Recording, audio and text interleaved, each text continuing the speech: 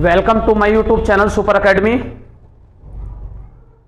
तो मेरे प्रिय विद्यार्थियों, आज जो हमारी क्लास होने वाली है वो भारतीय संविधान में हमारा आज का टॉपिक रहेगा भारतीय संविधान में जो विदेशी स्रोत लिए गए, किस देश से कौन कौन से स्रोत लिए गए। तो आज का हमारा ये टॉपिक रहेगा, ठीक है। तो मेरे प्यारे विद्यार्थियों, जिन्होंने अभी तक चैनल को सब्सक्राइब ना किया हो वो चैनल को सब्सक्राइब कर लें और वीडियो को लाइक कर दें। ज़्यादा से ज़्यादा वीडियो को शेयर करें, जितना ज़्यादा से ज़्यादा हो सके इतना वीडियो को शेयर करना, ठीक है। तो चलें क्लास को शुरू करते हैं। तो देखिए, आपको दिख भी रहा होगा भारतीय संविधान के स्रोत, सोर्सेस ऑफ इंडिया कॉन्स्टिट्यूशन, यानी क्या क्या सोर्स लिए गए, किस कंट्री से, किस देश से क्या क्या स्रोत लिए गए। तो देखिए, भारत सरकार अधिनियम 1935, तो आपको पता भी है क्योंकि मैंने जिस टाइम संविधान को पहली क्लास ली थी उस टाइम मैंने आपको बताया था कि हमारा जो मूल संविधान है उसमें लगभग 75% भाग वो भारतीय संविधान अधिनियम 1935 से लिया गया है। कितना? 75% भारतीय संविधान अधिनियम 1935 से लिया गया है।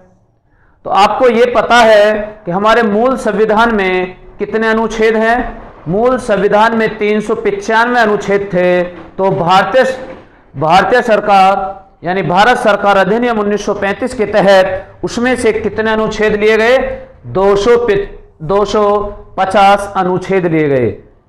टोटल 395 अनुच्छेद टोटल थे मूल संविधान में, लेकिन 395 अनुच्छेद में से 250 अनुच्छेद तो भारत सरकार अधिनियम 1935 से लिए गए।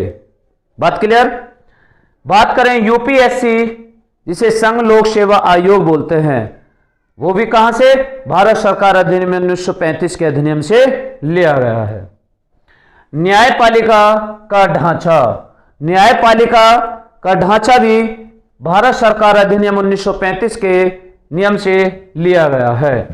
राज्यपाल का पद, जिसे हम गवर्नर कहते हैं, तो राज्यपाल का पद भी भारत सरकार अधिनियम 1935 से लिया गया है। इसके आगे अगर हम बात करते हैं संघीय व्यवस्था यानी फेडरल सिस्टम, जो संघ की व्यवस्था है वो भी संघीय व्यवस्था कहां से ली गई है? तो वो भी भारत सरकार अधिनियम 1935 के तहत ली गई है। बात क्लियर? चला आगे, एक बार मैं दोबारा फिर रिपीट करा देता हूं। भारत सरकार अधिनियम के तहत, जो भारत सरकार अधिनियम 1935 में मैंने आपको बताया था, मूल संविधान में हमारा जो भारतीय संविधान था वो मूल भारतीय संविधान में 75% भाग भारत सरकार अधिनियम 1935 के द्वारा ही लिया गया है, जिसमें 250 अनुच्छेद लिए गए थे। उसी में अगर हम बात करें संघीय व्यवस्था भी वहीं से ली गई है, राज्यपाल का पद भी लिया गया है, यूपीएससी जिसे हम संघ लोक सेवा आयोग कहते हैं वो भी वहीं से लिया गया है, भारत सरकार अधिनियम 1935 से। बात क्लियर? तो मेरे जिगर के टुकड़ों, ध्यान से सुनना, ठीक है। अब इससे आगे अगर हम बात करते हैं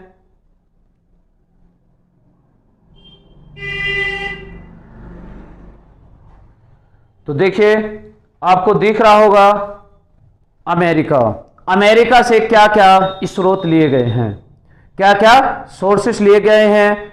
यूएसए, तो अमेरिका से क्या क्या सोर्स लिए गए हैं? तो ध्यान देना, मौलिक अधिकार, जिसे हम फंडामेंटल राइट्स कहते हैं, मौलिक अधिकार किस देश से लिए गए हैं? तो अमेरिका के संविधान से मौलिक अधिकार लिए गए हैं।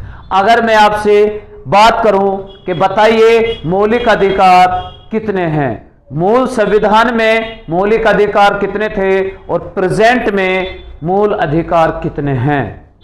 तो मूल संविधान में मौलिक अधिकारों की संख्या 7 थी, लेकिन प्रेजेंट में मौलिक अधिकार 6।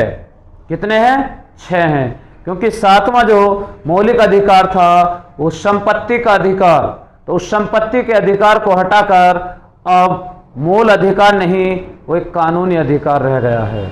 बात क्लियर? तो मौलिक अधिकार कहां से लिए गए हैं? अमेरिका से। मौलिक अधिकार कहां से लिए गए हैं? अमेरिका से। प्रेजेंट में मौलिक अधिकारों की संख्या कितनी है? 6। प्रस्तावना, जिसे हम अंग्रेजी में बोलते हैं प्रेम्बल, तो प्रस्तावना का मॉडल यानी प्रस्तावना का प्रारूप किस देश से लिया गया है? तो ये प्रस्तावना का प्रारूप भी अमेरिका के संविधान से लिया गया है। आगे चलें। न्यायपालिका की सर्वोच्चता। क्या? न्यायपालिका की सर्वोच्चता। जो न्यायपालिका है उस न्यायपालिका की सर्वोच्चता भी किस देश के संविधान से ली गई है? अमेरिका के संविधान से ली गई है। आगे चलें। न्यायपालिका की स्वतंत्रता। देखो, न्यायपालिका की सर्वोच्चता भी अमेरिका से और न्यायपालिका की स्वतंत्रता भी अमेरिका के संविधान से ली गई है। इससे आगे अगर हम बात करें जनहित याचिका। क्या? जनहित याचिका भी हमारे संविधान में जो ली गई है वो अमेरिका के संविधान से ग्रहण की गई है। कहां के संविधान से? अमेरिका के संविधान से ग्रहण की गई है। क्या? जनहित याचिका। अगर इससे आगे बात करें राष्ट्रपति पर महाभियोग। क्या? जिसे इम्पीचमेंट कहा जाता है, तो राष्ट्रपति पर महाभियोग की प्रक्रिया किस देश के संविधान से ली गई है?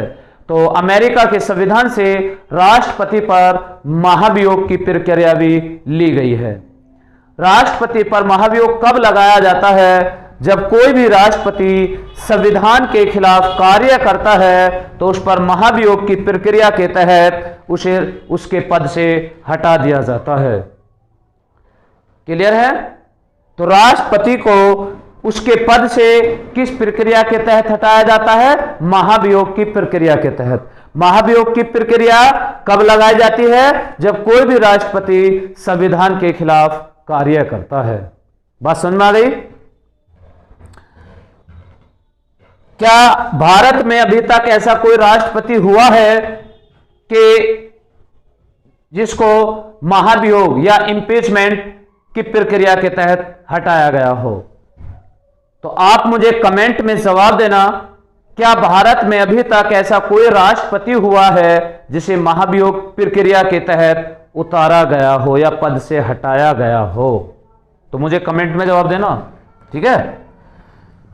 उपराष्ट्रपति का पद का कार्य, यानी उपराष्ट्रपति का पद और उसके कार्य भी कहां से लिए गए हैं? सब अमेरिका के संविधान से उपराष्ट्रपति का पद भी और उसके कार्य भी। राष्ट्रपति पर तो महाभियोग की प्रक्रिया और उपराष्ट्रपति का पद और उसके कार्य भी कहां से? अमेरिका के संविधान से। अब इसके बाद अगर हम बात करें लिखित संविधान। क्या? लिखित संविधान। तो देखना, लिखित संविधान भी हमने यानी हमारे देश में जो लिखित संविधान की प्रक्रिया अपनाई गई थी कि संविधान लिखित रूप में होना चाहिए, तो ये भी स्रोत कहां से लिए गए थे? अमेरिका के संविधान से। क्योंकि पूरे विश्व में अगर मैं बात करूं, पूरे विश्व में सबसे पहले लिखित संविधान किस देश का था? तो वो पूरे विश्व में सबसे पहले लिखित संविधान अमेरिका देश का था। बात क्लियर? वर्ल्ड में या विश्व में सबसे पहले लिखित संविधान किस देश का था? तो अमेरिका का था। अमेरिका का लिखित संविधान कब बना? 1789 में। बात क्लियर? तो लिखित संविधान की प्रक्रिया भी कहां से ली गई? अमेरिका के संविधान से। सुप्रीम कोर्ट व हाई कोर्ट के जज को पद से हटाने की प्रक्रिया।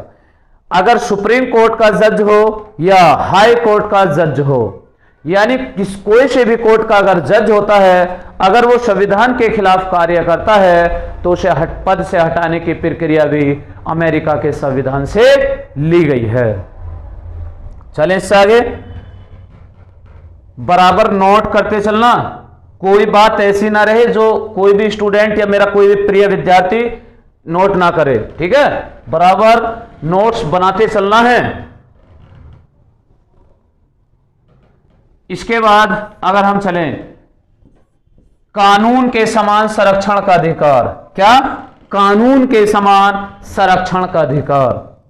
तो कानून के समान संरक्षण का अधिकार यानी कानून के हिसाब से सब समान संरक्षण, यानी सबको समान संरक्षण दिया जाएगा। बात क्लियर? यह भी प्रक्रिया कहां से ली गई है? अमेरिका के संविधान से। अब बात करते हैं जापान। जापान से हमारे संविधान में क्या क्या स्रोत लिए गए हैं? तो जापान से विधि द्वारा स्थापित प्रक्रिया।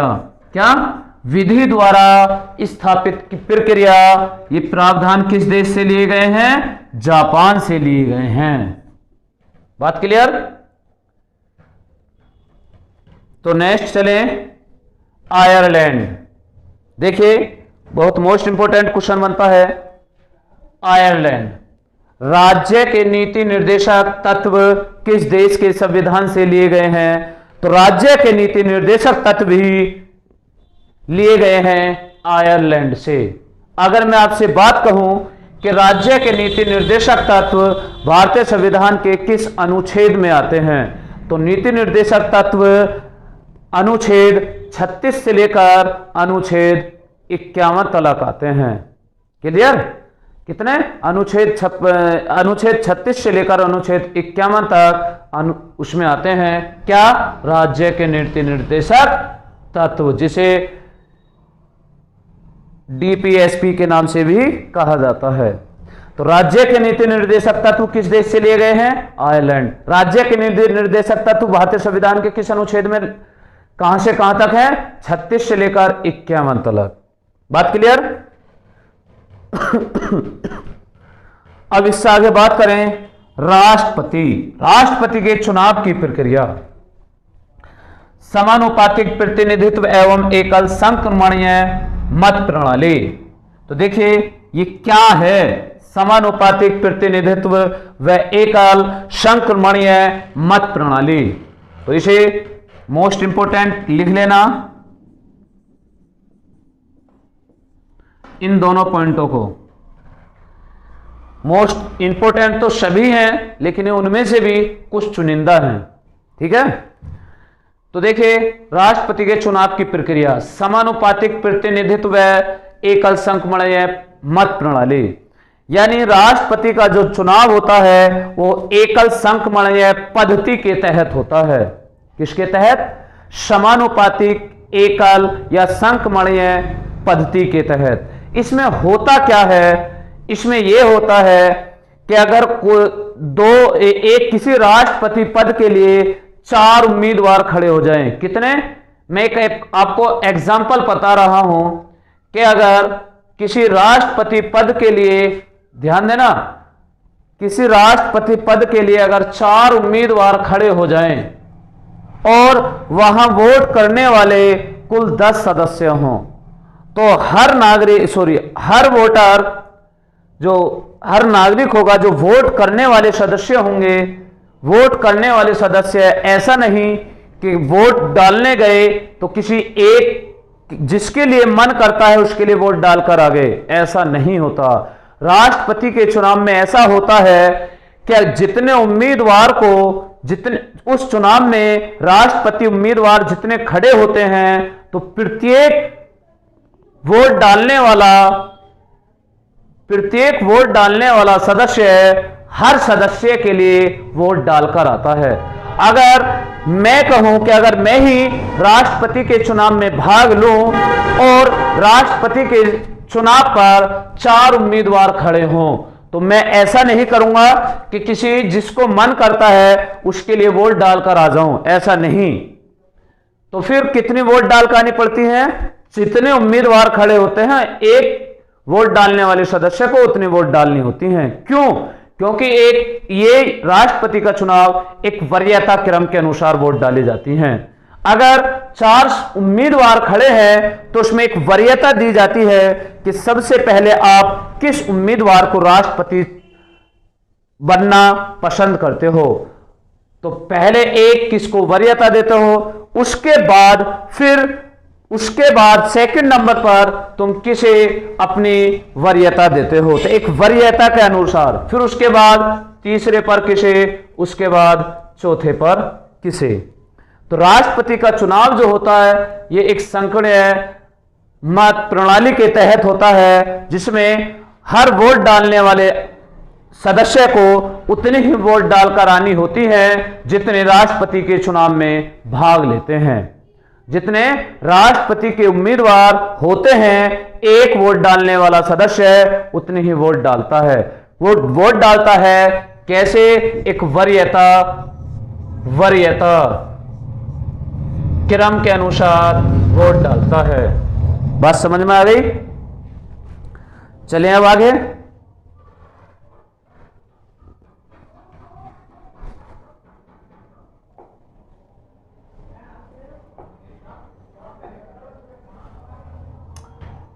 तो अब हम इससे आगे चलते हैं। राष्ट्रपति के द्वारा राज्यसभा में सदस्यों का मनोनयन। देखिए, राष्ट्रपति के द्वारा राज्यसभा में, जो राष्ट्रपति राज्यसभा में सदस्यों का मनोनयन करता है वो किस देश के संविधान से लिया गया है, तो वो भी आयरलैंड के देश के संविधान से लिया गया है। किस देश के संविधान से? आयरलैंड के संविधान से लिया गया है। क्या अब आपको पता होगा, राष्ट्रपति राज्यसभा में 12 सदस्य मनोनीत करता है। तो ये वही बात है कि राष्ट्रपति राज्यसभा में कितने सदस्य मनोनीत करता है, तो 12 सदस्य मनोनीत करता है। तो यही बात कही गई है कि राष्ट्रपति के द्वारा राज्यसभा में सदस्यों का मनोनयन। तो राष्ट्रपति राज्यसभा में जो सदस्य मनोनीत करता है, यह प्रक्रिया भारतीय संविधान में किस देश के संविधान से ली गई है, तो किस देश के संविधान? आयरलैंड के संविधान से यह बात ली गई है। चलिए फिर आगे, इससे आगे बात करते हैं नंबर 5। तो ब्रिटेन, क्या? ब्रिटेन से एकल नागरिकता ली गई है। क्या? एकल नागरिकता ब्रिटेन देश के संविधान से ली गई है। अब एकल नागरिकता, भारत देश के अंदर एकल नागरिकता प्राप्त है। और मैं ये कहूं, दोहरी नागरिकता किस देश के अंदर प्राप्त है, तो अमेरिका के अंदर दोहरी नागरिकता प्राप्त है, और भारत के अंदर एकल नागरिकता प्राप्त है। अब दोहरी नागरिकता कैसे होती है? दोहरी नागरिकता ऐसी होती है कि जिस राज्य का सदस्य होता है या जिस राज्य का निवासी होता है, उसे उस राज्य की भी नागरिकता लेनी होती है, और जिस देश में होता है उसे उस देश की नागरिकता भी लेनी होती है। जैसे कि अमेरिका में दोहरी नागरिकता प्राप्त है, तो वहां के हर नागरिक को देश की नागरिकता भी लेनी होती है, और उस राज्य, जिस राज्य में रहता है उस राज्य की भी नागरिकता लेनी होती है। और हमारे देश के अंदर एकल नागरिकता है। बात क्लियर? एकल नागरिकता है। क्लियर है? मैं अगर इसके बारे में ही और बात करने लग जाऊं, एकल नागरिकता का प्रावधान भारतीय संविधान के किस भाग में लिया गया है, तो भारतीय संविधान के भाग 2 में नागरिकता का प्रावधान है। नागरिकता का प्रावधान किस अनुच्छेद से लेकर किस अनुच्छेद तक है, तो नागरिकता का प्रावधान अनुच्छेद 5 से लेकर अनुच्छेद 11 तक प्रावधान दिया गया है। बात क्लियर? इससे आगे चलते हैं। लेख विधि के समक्ष समानता। सभी को चमक रहा होगा बिल्कुल साफ। लेख विधि के समक्ष समानता, तो ये भी कहां से ली गई है? ब्रिटेन के संविधान से ली गई है। निर्वाचन आयोग, जिसे हम कमीशन यानी इलेक्शन कमीशन आयोग कहते हैं, तो इलेक्शन कमीशन भी कहां से लिया गया है? ब्रिटेन के संविधान से लिया गया है। तो निर्वाचन आयोग भी किस देश के संविधान से? ब्रिटेन के संविधान से ली गई है।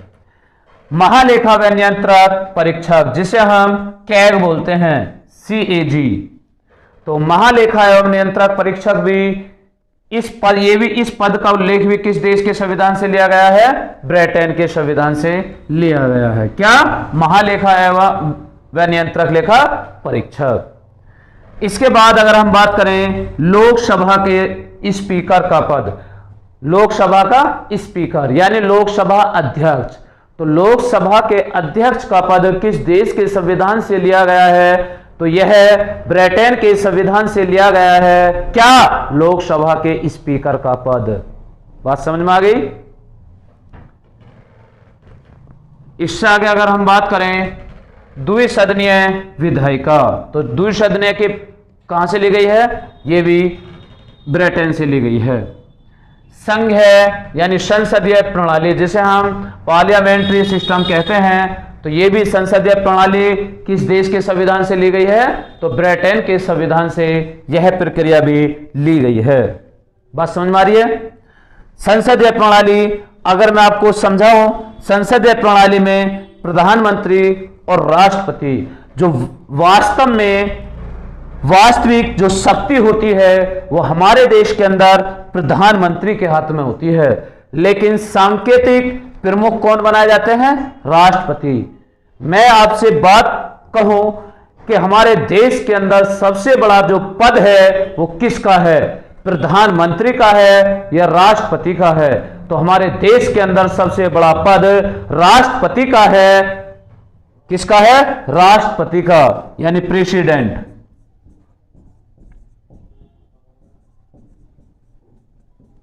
सबसे बड़ा पद राष्ट्रपति का है, लेकिन पावर किसके हाथ में है? प्रधानमंत्री। उस पावर की यूज कौन करते हैं? प्रधानमंत्री। ये तो सिर्फ एक सांकेतिक प्रमुख बना दिए गए हैं।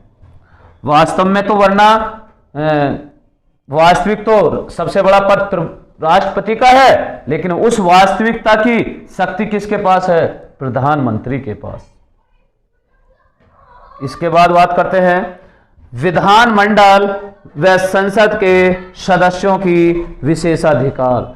जो विधानमंडल है और संसद के सदस्यों की विशेष अधिकार, यानी विधानमंडल और संसद के जो सदस्य होंगे उसके लिए क्या क्या विशेष अधिकार होने चाहिए, यह बात भी भारतीय संविधान में किस देश के संविधान से ली गई है? तो यह भारतीय संविधान के ब्रिटेन देश के संविधान से ली गई है। बात क्लियर? अच्छे से समझ में आ रहा होगा। तो चलते हैं आगे। मेरे जिगर के टुकड़ों, अगर किसी कोई बात समझ में आए तो बताना, ठीक है? कमेंट करना। अब बात करते हैं ऑस्ट्रेलिया। ऑस्ट्रेलिया से क्या क्या स्रोत लिए गए हैं? तो प्रस्तावना की भाषा। क्या? प्रस्तावना, जिसे हम प्रेम्बल बोलते हैं। भारतीय संविधान में जो प्रस्तावना ली गई है वो किस देश के संविधान से ली गई है? तो ऑस्ट्रेलिया के संविधान से ली गई है। क्लियर? किस देश के संविधान से? ऑस्ट्रेलिया के संविधान से। संयुक्त बैठक का प्रावधान भी किस देश के संविधान से लिया गया है? तो वो भी ऑस्ट्रेलिया के संविधान से लिया गया है। समवर्ती सूची, तो समवर्ती सूची भी किस देश के संविधान से ली गई है? तो ये भी ऑस्ट्रेलिया के संविधान से ली गई है। बात क्लियर? तो देखिए, अगर मैं आपसे बात कहूं प्रस्तावना, ये प्रस्तावना की भाषा जो है ये ऑस्ट्रेलिया के संविधान से ली गई है, और प्रस्तावना को ही भारतीय संविधान की आत्मा और हृदय कहा जाता है। प्रस्तावना को भारतीय संविधान की आत्मा कहा जाता है। क्लियर है? संयुक्त बैठक का प्रावधान या समवर्ती सूची। मैंने आपको पढ़ाया था कि समवर्ती सूची, राज्य सूची और केंद्र सूची। तो उन सूचियों में समवर्ती सूची किस देश के संविधान से ली गई थी? तो ऑस्ट्रेलिया के संविधान से। बात क्लियर है? समझ में अच्छे से आ रही है? सभी के समझ में अच्छे से आ रही है तो वीडियो को ज्यादा से ज्यादा शेयर करें, लाइक करें, कमेंट करें, ठीक है? तो चलें, आज की क्लास यही विराम करते हैं, फिर नेक्स्ट क्लास में लेकर आते हैं। तो अगर वीडियो अच्छी लगी हो तो वीडियो को ज्यादा से ज्यादा शेयर करना, ठीक है? तो फिर मिलेंगे नेक्स्ट क्लास में। तब तक के लिए जय हिंद, जय भारत।